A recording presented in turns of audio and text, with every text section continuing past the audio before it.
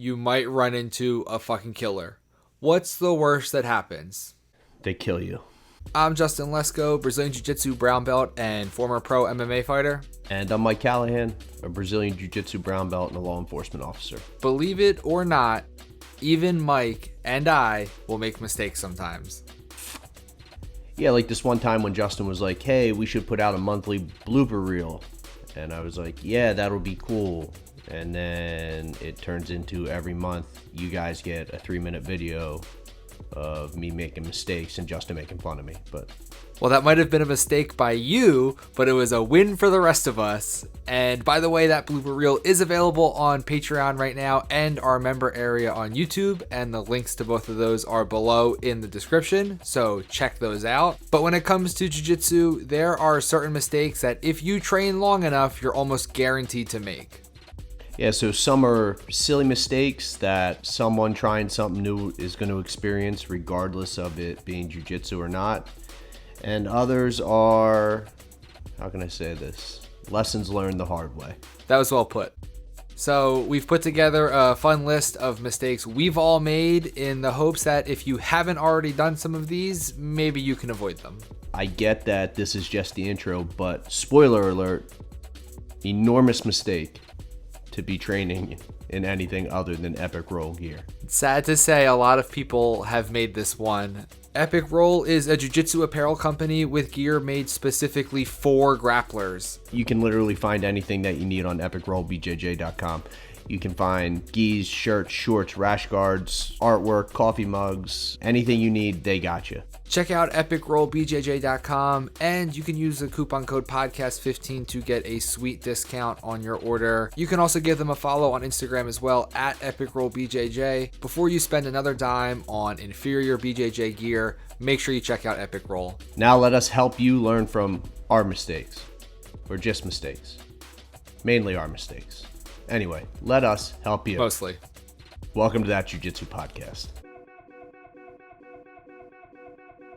I don't know if you saw it, but the reason I thought of this was because there was a really funny trailer for the new Craig Jones BJJ Fanatics release where he was wearing a gi with like a belt that was 10 sizes too big and was tied all goofy. You know, it was just Craig Jones normal being funny. Yeah, Craig Jones doing Craig Jones things. But I was like, oh man, someone should correct Craig Jones on how to tie his belt, which is sarcastic internet. I don't need a message about Craig Jones knowing how to tie his belt.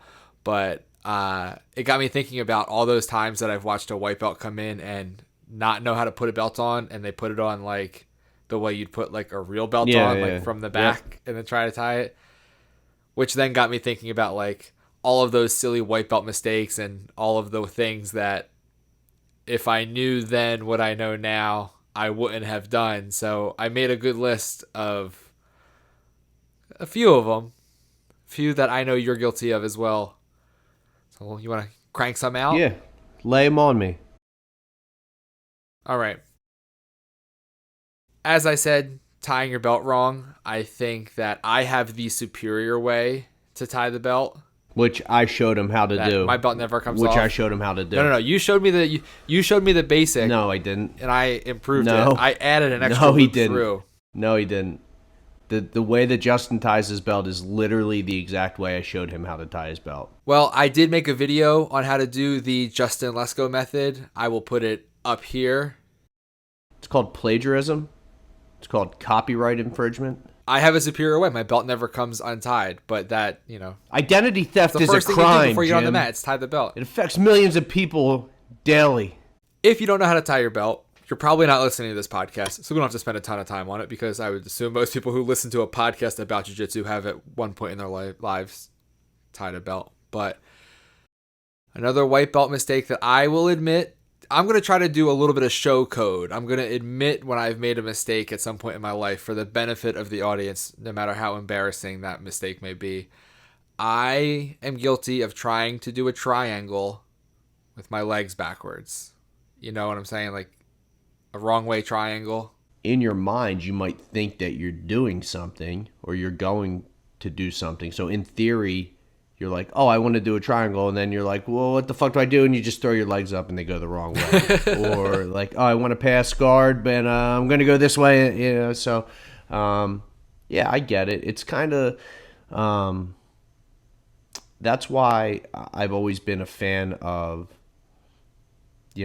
like positional sparring or like situational sparring. You kind of put people, it's not exactly like real time, and you're kind of limiting the, I don't know, the position that they're in. So it's like position specific, and they're only worried about a few different things. I think like starting newbies off with that is more beneficial, because if you just throw them on the mat, and we've talked about this on here before, but if you just throw them on the mat and you're like, start from the feet and then, just do jujitsu, it's going to be a shit show. People see a triangle in a UFC fight and they're like, okay, I wrap my legs around the person's head like a triangle, and they get their legs going the wrong way. Or like Right. they see an arm bar in a UFC fight and they're like, okay, I just throw my legs up and I have an arm bar. And there's more to it than that. But It's a little bit more. one of the things that I think are important lessons for white belts to learn when they're rolling, number one, you're not going to tap somebody if you're inside their closed guard. And like, yeah, it has happened. There's sneaky wrist locks or punch choke things that can happen out of desperation inside someone's closed guard, but look to pass the guard. You're not in an offensive position if you're in someone's guard. Or hope that, your finger doesn't pop when you're in someone's guard and you... Ooh. People like that. I put that video up and people like that video of your finger popping. Did you really? I didn't even say it. I put it up a few hours ago before we started recording. People were All like, right, let me see it real quick. So kind of along those lines is, and it's the one grip that specifically comes to mind is like hold it. Like if you get a guillotine grip and somebody passes the side control and you're essentially putting yourself in a Von Flue choke, but they'll like hold on. But it's not just that either. It's like just holding on to stupid shit. Like if someone's in your guard, like doing essentially like a reverse rear naked choke, like just grabbing on and squeezing necks and just like being real tense. But the guillotine, like holding on to the guillotine longer than you should, and essentially putting yourself in a position where you're going to get choked unconscious, and you don't know to let go of the guillotine, so you're not going to know that the Von Flue choke's coming, and you're going to end up unconscious. So, well, I think that's a bigger issue too, of like the difference between an experienced upper belt grappler and a new person is understanding what grips are for and why and when, and knowing like when you're controlling a grip, why you're controlling that grip, or if someone's controlling that grip on you, why they're controlling that grip on you, or understanding when you've been beaten in one spot and it's time to move to something else. I think that just takes time on the mat to realize like, hey, if I have a guillotine grip inside control, I'm not going to guillotine them. If someone has a cross collar grip on me, these are the 100 things they're trying to do. They're not just holding it for fun, and I need to address that. And I think that having the idea of like the guillotine grip and side control, it also speaks to the mentality of like one thing at a time. I'm hunting one submission. I want this guillotine. I'm going to keep this guillotine grip, and I'm going to try to get this guillotine. And it's not until you can sort of expand your arsenal a little bit that you can put in, I'm doing this to set up this, to set up that, to end up here. And that's just time on the mat. But the first step is let go of that grip when that grip has been beaten, when that position has been beaten. I can't give you the timing today of how to set up 3 chest moves ahead of time, but I can tell you to let go of that grip a little sooner.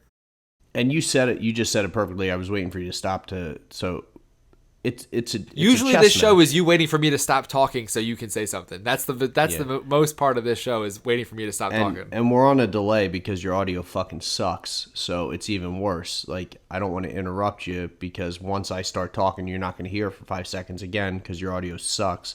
But anyway, behind the it's scenes a chess production. match. Anyway, it's like a chess match. So it's putting concepts together, theories, techniques, like everything goes together. And it's impossible to expect someone who just started to kind of put everything together, clean. But that's what comes with time on the mats, with experience. The big problem is people, see shit happening in front of them, from other people at the school when they get there, or they see shit online and they just think like, I can just go and do this. The next one on my list is something that I do not view as a mistake, but others would view as a mistake, and it's actually a preference of mine. Some, I think Mr. Callahan included, would say it is a mistake to not wear a rash guard underneath your gi. And I actually prefer no rash guard underneath the gi, as if you would have to compete. Like at IBJJF, you can't wear a rash guard underneath your gi. I like that better, but a lot of people don't, so they would think that was a mistake. Well, I mean, I'm happy to share my thoughts on this, and it's actually a little bizarre to me that you're saying this, right? Because I do believe that maybe in training you should wear rash guards. You know what else you should probably wear in the gym when you're training? Pants. Okay? So let me tell you guys a story about what used to happen on Thursday nights at Revolution Academy. I would go in there, and these guys, for whatever reason, it was like a contest of who could wear the shorter shorts in this place. There was like 3 or 4 of them. At one point, I thought that they were eventually going to be rolling in banana hammocks. Okay? It was crazy. But anyway, back to the rash guard thing. Yeah, just when you're training, wear a rash guard. It's fine. Just wear a rash guard. It's cool. In the summertime, when it's like super hot and I'm like struggling, having an extra layer of a rash guard on underneath the gi is uncomfortable for me. I do know that I'll probably get like some brush burn from the gi rubbing on my shoulders or my back, but not a mistake to me. I'm a proponent of the BJ Penn training. No rash guard. I get you, but that's not a result of the rash guard rubbing like on your chest. It's just that the rash guard is pushing your skin just against your bones because you don't have any muscle mass in your shoulders or your chest. Got boulders up here. Do those things come in man size? We'd like to take a minute to thank Impact Mouth Guards for sending Justin a child small. They make child mediums now. It's great. This is like another debate. But if you get hurt and it's something that's like significantly hindering your ability to train properly, or if it's a type of injury where training on it's going to make it worse, you got to take some time off. Like, we love training. We hate taking time off. But if you get a type of injury where you're not going to be able to heal properly without time off of the mat, then you got to be smart about it. It's not saying you can't show up to class still and, get the mental reps in and be in the gym and do whatever you can to ensure that you're going to kind of stay sharp but not further injure yourself. You agree? I agree. I think it's important to understand the difference between something hurts and something is injured, and something is sore and something is really wrong. If you have soreness and you can train through it, then train through it. But if you have like a legit injury, you're just making it worse by not taking some time off. And it's hard to take time off. Like, I don't know if I've ever told you, but I broke my arm one time and I couldn't train for a while. Oh my God. It's difficult. It's not easy to not be on the mat training, but in the long run, the net amount of time you're going to train because you've took the time to recover versus you had like sloppy, bad, half-ass training because you're not actually 100%. It's better to just shut it down for a little bit and come back when you can actually train the way you want to train. We're still talking about the arm. Well, I brought up marathons last episode, so I got to go to my other story well and bring out the arm. But new people who get hooked on something, it's natural to just want to, kind of immerse yourself in it. I get it. We get it. But if you get injured, give yourself some time to heal so you can properly train and you can get better and, be patient. Mistakes that I can remember vividly are meals that I should not have eaten at a certain time before I've gone and trained. I know my body pretty well right now. I know what I can tolerate and up to what time before training. And we've talked about in the past good ideas of what to eat beforehand, but Yeah, just I mean, so be when we smart used to do with what you when eat and we when we used to do the morning classes, I remember like I used to do like morning training essentially fasted. Yeah. And I don't do that shit anymore. Like I don't do fasted cardio or anything anymore. And I'm not saying it's just my personal preference. Like as I've gotten older, it's just I need fuel before I train. So even in the mornings, I'm eating before I train. But yeah, like I've eaten too close to training, and I've felt like shit. I have a clock on where for my brother Jeff is like addicted to things that are hot sauce or buffalo sauce. So if we have like a hockey game or something, I'll text him at the like 3 hour cutoff mark, like, this is your cutoff for buffalo sauce, because he'll still fucking eat it like 30 minutes before a game, and he's fucking yakking in the trash can Oh, halfway through the game. It's better than pooping on the ice, making fudge pops on the ice, fudge tickles on the ice. I like that you had to clarify between fudge pop and fudge sickle. Yeah. Well, yeah. Is there a difference? Is there a difference between the two? Yeah, so I think a fudge pop is just like the popsicle. And then the fudgesicle is like the square thing. Well, while we're on the topic of food, don't forget your water. Like, this is a simple thing, but if I would have forgot my water when we were training the other night when it was like 100 degrees in the garage, I would have been dead. I would have made it like 2 rounds and then been dead because I sweat a lot.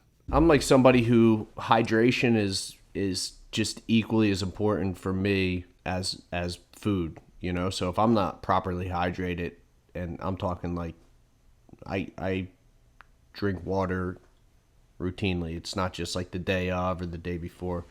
But if I'm not properly hydrated, I feel like I train like shit. So just drink water. Just drink a gallon a day. Do yourself a favor. Just drink a gallon a day. It's not that big of a deal. Drink the appropriate amount for you and your own body. Don't listen to the advice of 2 people on the internet telling you the exact amount of water to drink in a day. But 1 gallon is not a lot of water. It's 8 water bottles. Just drink 8 water bottles.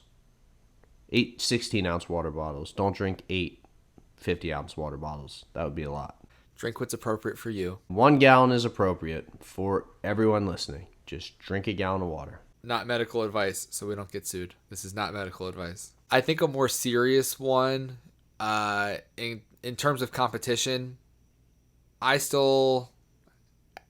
certain situations, I still struggle with this one, but don't make more out of the competition than it really is. And I'm referring to the competition itself, meaning whatever tournament you're competing at or whatever show you're competing on, but also the person you're competing against. Don't make more out of them than they really are. Like, don't give them too much of your respect and fear. Like, as far as tournaments go, I think everyone has this sense of like, if I don't go out and I don't double gold, people will be mad at me, or I need to perform, or I'll be embarrassed. No one cares if you lose at Naga. No one cares if you lose a tournament. No one cares if you don't bring home double gold. Like, just go out and compete and roll your game. Don't try to think like, all right, what's a tournament, so I got to only do these things or only do this. Like, if you're paying for a tournament, you're paying to have fun at the tournament, hopefully. So, yes, winning is more fun than losing, but don't make it out to be more than it really is. Because no matter what happens on Saturday or Sunday, when Monday comes around, you're just back to your regular life anyway. So don't build it up too much in your head. In terms of jiu-jitsu competitors that make a living off of jiu-jitsu, it's like 1%, less than that, of the total amount of people who train jiu-jitsu in this world. Would you agree with that? I think 1% might be generous, but yeah, I take your point. It's not a large amount of people. Right.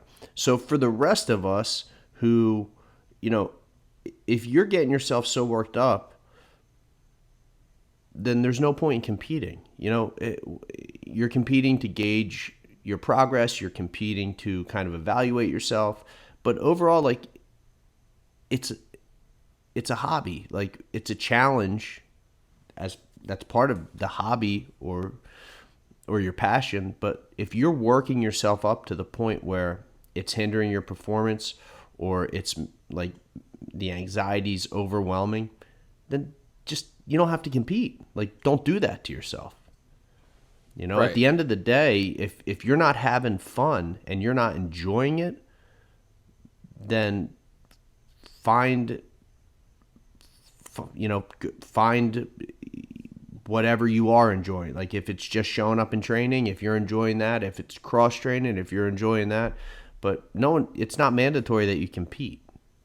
You know, so if that's where you're at and you're getting anxious and it's causing you issues, then don't compete. Just enjoy the other aspects of jiu-jitsu. Yeah, and it goes for, like I said, the same thing with the actual person that you're competing against. You might run into a fucking killer. What's the worst that happens? You They lose. kill you. Like, you lose. If it's me, you might end up on Instagram, just like, the armbar that I may or may not post before this episode comes out that I hit the other night because someone might kill me in real life if, I post it. One tap. It's one tap in the 90. It's one tap.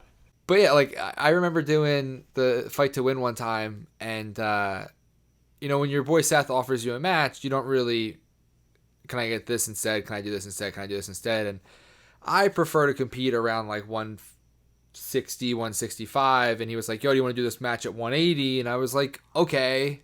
So I took this match and I showed up to the weigh-in, and the dude was like really big. It was really big. Yeah, he was a big guy. And for like the whole day leading into the match, I'm like, man, this dude is going to be so strong. Like, He was. what am I going to do? I don't know, this is going to be so strong. How am I going to handle this? And he was very, very, very strong.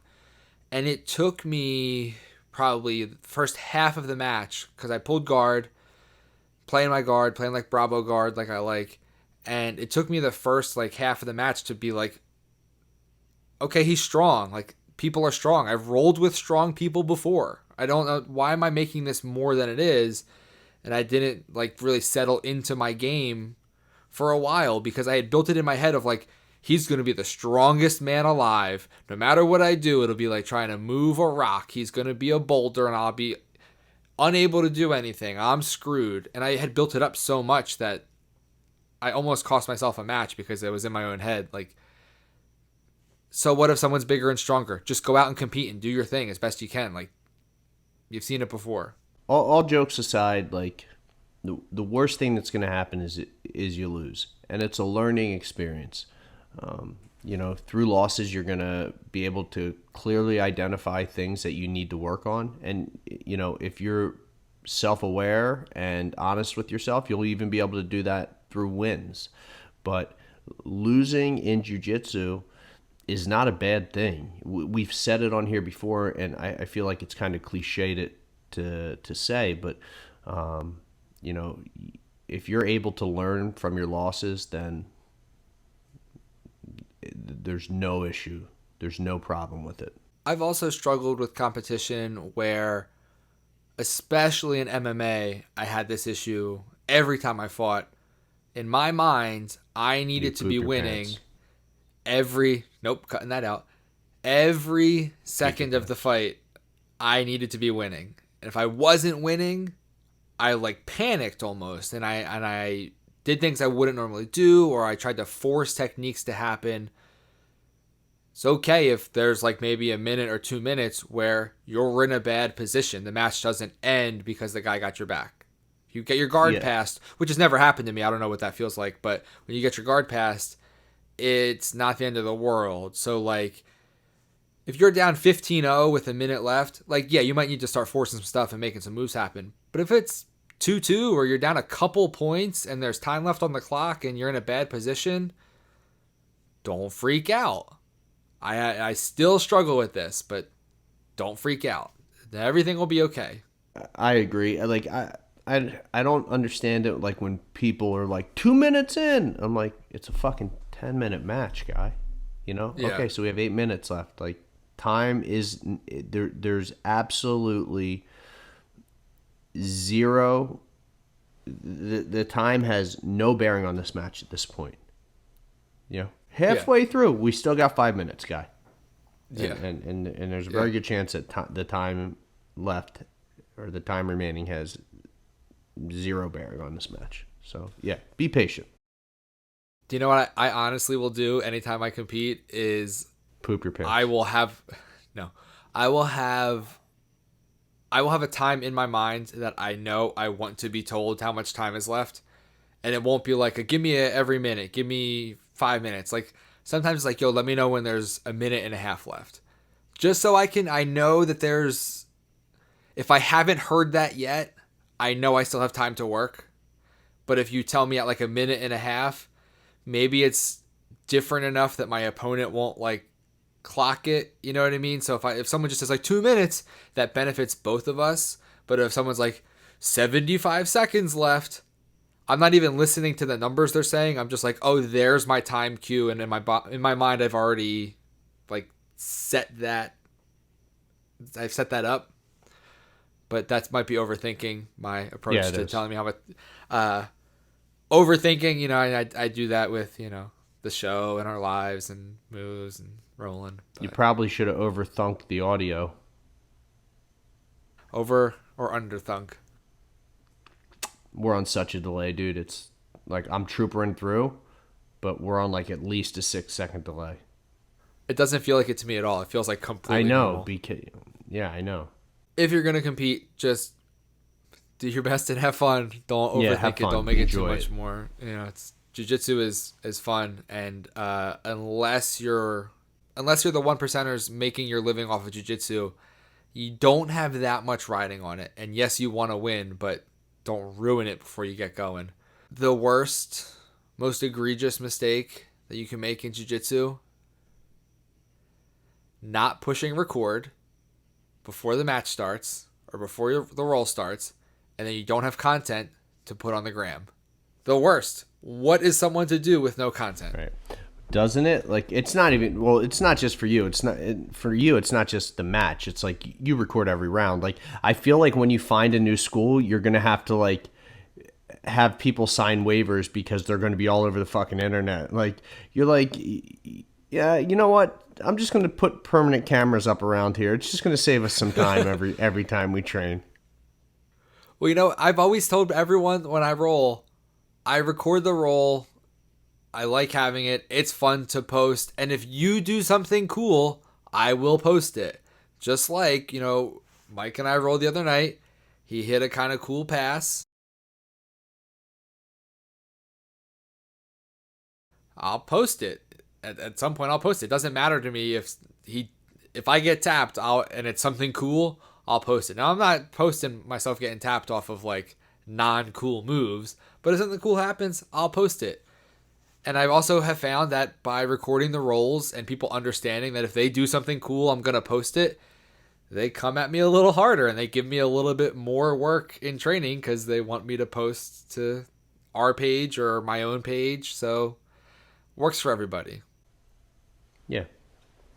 The second worst mistake that a person could make in their lives, here we go, is when they go on their 10th or 12th vacation. They don't bring their camera or their light or their microphone to record an episode. So it comes out not so great, despite the fact that, you know, you were super hilarious that episode. It's not the best episode ever because they forgot their stuff. All right. So here we go with this. It was my second vacation of the summer. Incredibly hard worker over here. That's number 2. Okay. And Justin is a prima donna. I was discussing this with Diana J the other day because Justin needs everything perfect. So let's overlook the fact that Mike took time away from his vacation on the beautiful Chesapeake Bay and wanted to record only to have Justin sending him video clips and audio clips saying it's not going to work. I'm like, just post the fucking video. Just post the video. He's like, listen to this audio. It's as good as I can get it. And I'm like, it's fine. It's fine. There's nothing wrong with it. He's going, it's rough. We're not going to be able to make it work. I'm like, again, just. And I specifically said to him, I'm like, hey, do you think that you're being just, you know, a little too picky with this? And he's like, normally I would say yes, but in this case, no, it's just too rough. And I'm like, all right, normally I would say yes, and in this case I would definitely say yes. Just post the fucking video. And then he posts the video and it's fine. It's fine. Ugh. So this is basically what we would call a production meeting. For anyone who's not familiar with the behind the scenes of our show, this is what a production meeting looks like. It's turned actually out okay. fun. It did. And it actually, so earlier, no, it was last year, we actually lost an episode. You remember that? Yeah. We lost an episode because you said the audio was terrible. I want that episode back. Because after seeing your fucking complete lack of judgment on display with this, I want to know how bad the other one was. Well, first thing, that episode is long gone. But I actually thought you were going to say we lost an episode because you forgot to push record, which I think that happened one time, where you did not record on your end. No, it didn't. We recorded, but it wouldn't send over the Google Drive. So okay, yeah, that's 2 episodes, both Justin's fault. Let us know in the comments below what mistakes you have made that maybe we should all try to avoid, or any mistakes that you think are common that we missed. All right, guys, we hope you enjoyed the video. If you did, please remember to like, subscribe, and while you're at it, tell your friends, because we think they'll enjoy it too. We have a ton of content coming in the next few weeks. You don't want to miss any of it, and we'll see you in the next video.